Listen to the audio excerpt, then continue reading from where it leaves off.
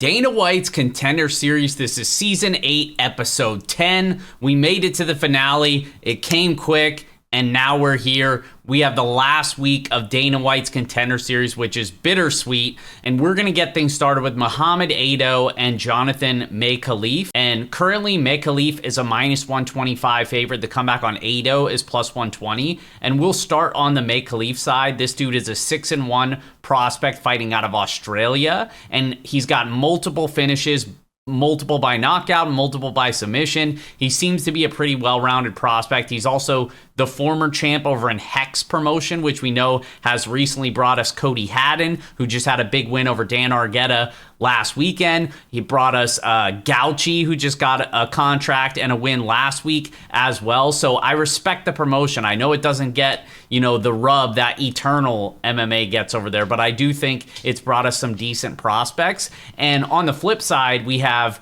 Muhammad Ado, who's a Canadian prospect, 5-0, undefeated. 4 of his 5 wins have come by submission. He's actually never even fought a full 15 minutes, and his striking is not very good. He's got some okay leg kicks, but he doesn't really react well to being hit. He wants to just move forward and force grappling exchanges. But the thing is his wrestling is not very good. He's not very physical as well. He's getting tossed around in the clinch a lot, and he's very aggressive in going for submission. So while that's good for finding finishes, it's bad because he's typically losing position. So he's one of those guys that does have finishing upside, but he's just not really a great round winner because you can't bank on him not to lose position in some of those exchanges. And then on the flip side, Meif on the feet, he's actually got some power. He wants to move forward, fights out of the southpaw stance, but he can be reckless. He has been hit. He has been dropped. He's been knocked out as well. So that's a concern. But I do actually think he's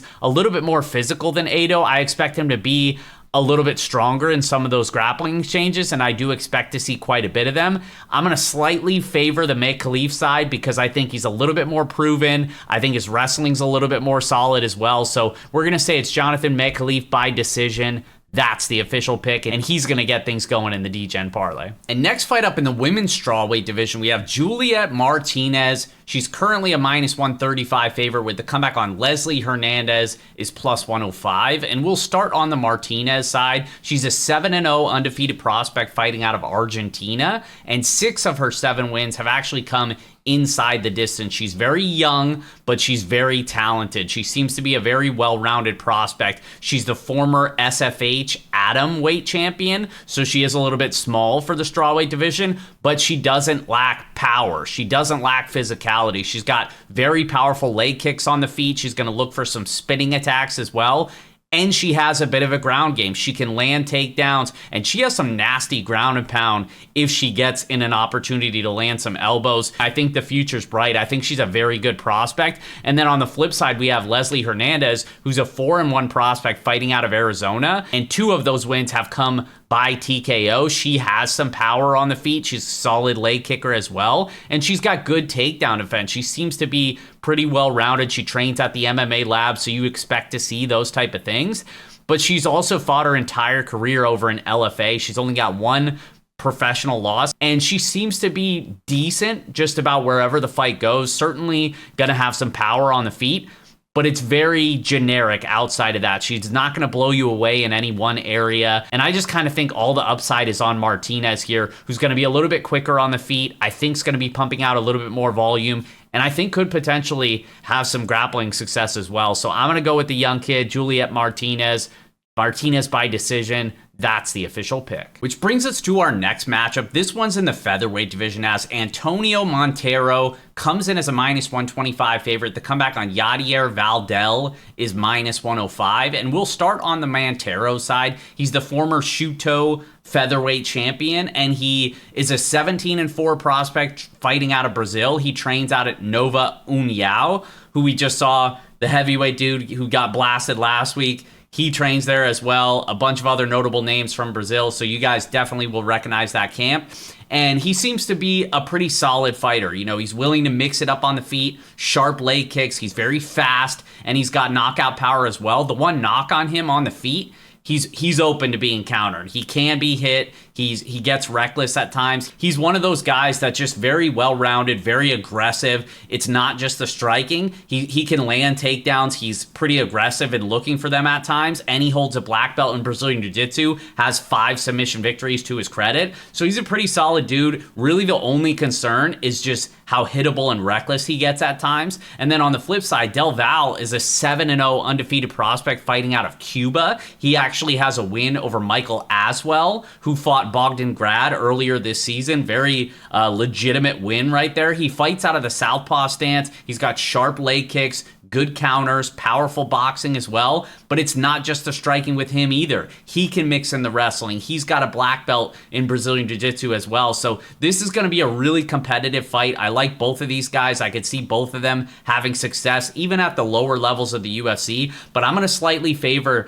the Del Val side. I just think the counter striking here is going to play a big role, and I think that could end up being the difference. So I'm going to say it's Valdel by TKO. That's the official pick. And next fight up, we have Nick Piccinini taking on Louis Guli, and this one, they have Piccinini a -120 favorite. The comeback on Guli is -110. Another closely lined fight, and I think it makes sense because on one hand, you have Guli, who's a 9-0 undefeated prospect. He trains at Factory X. He's the former Fury FC flyweight champion, and he is taking this fight on short notice, so that should be noted, and he seems to have a pretty well-rounded skill set. He's a powerful striker on the feet.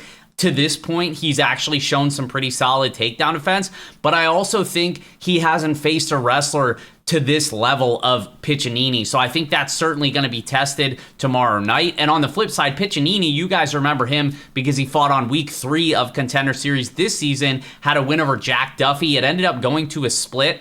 I thought he did enough to win.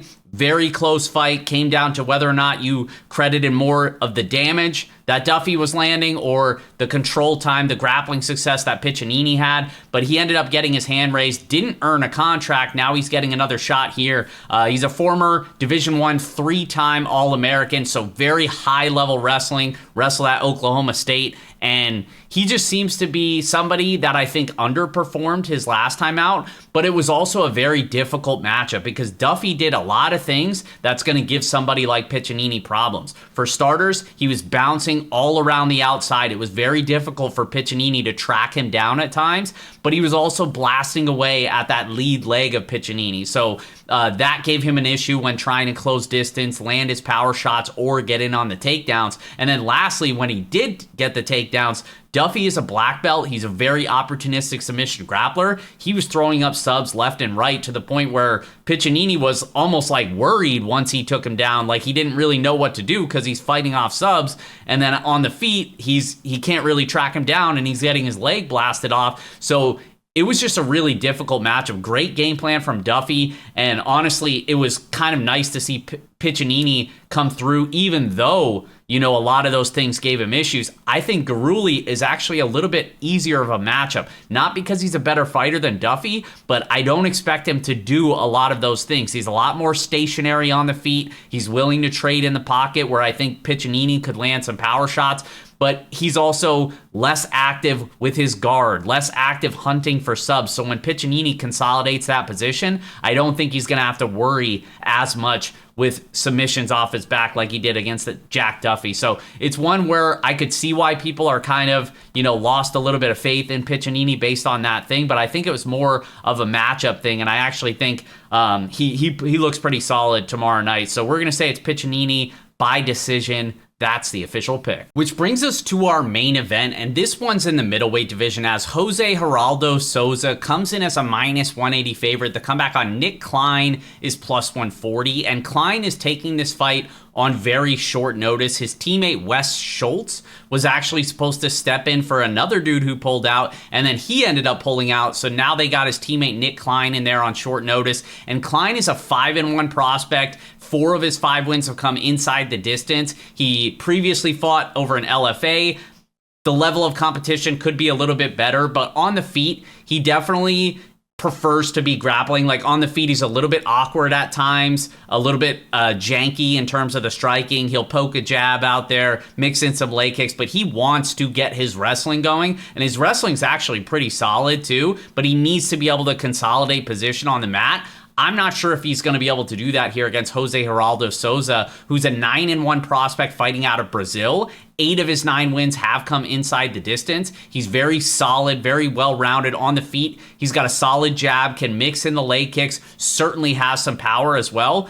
But then he can go to the ground game. He holds a black belt in Brazilian Jiu-Jitsu. 5 wins have come by submission, and his only professional loss came against Antunes, who fought Dulatov last week on Contender Series. But Soza just seems like he's going to have the striking advantage here. He's the better submission grappler as well. The only real concern is in the wrestling. If Klein's able to take him down and consolidate, I just don't think he's going to be able to do that. And on short notice, I'm not sure how long he's going to have the gas tank to try to push a wrestling pace either. So give me Soza. Soza by submission. That's the official pick. So to recap for the DGen parlay in the first fight of the night, we're going with the other Jonathan Meif. Small favorite. I think he's a little bit more proven, a little bit more well-rounded, and I think he could be the better wrestler as well. So give me him in the first fight. In the second fight, we're going with the young gun, Juliet Martinez. I think she's kind of a beast. I think that's going to translate tomorrow night. Leslie Hernandez, I totally respect her game as well,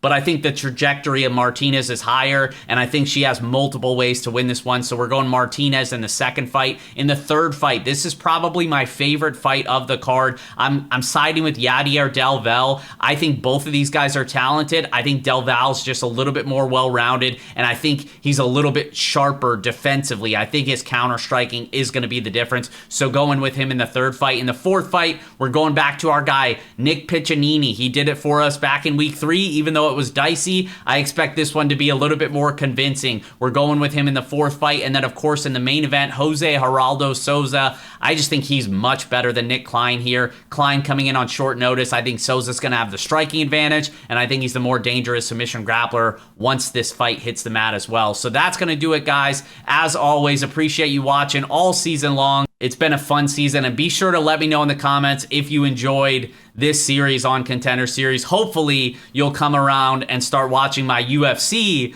breakdown videos, which are also up on my channel. And as always, I appreciate you guys. Best of luck, and we'll see you next time.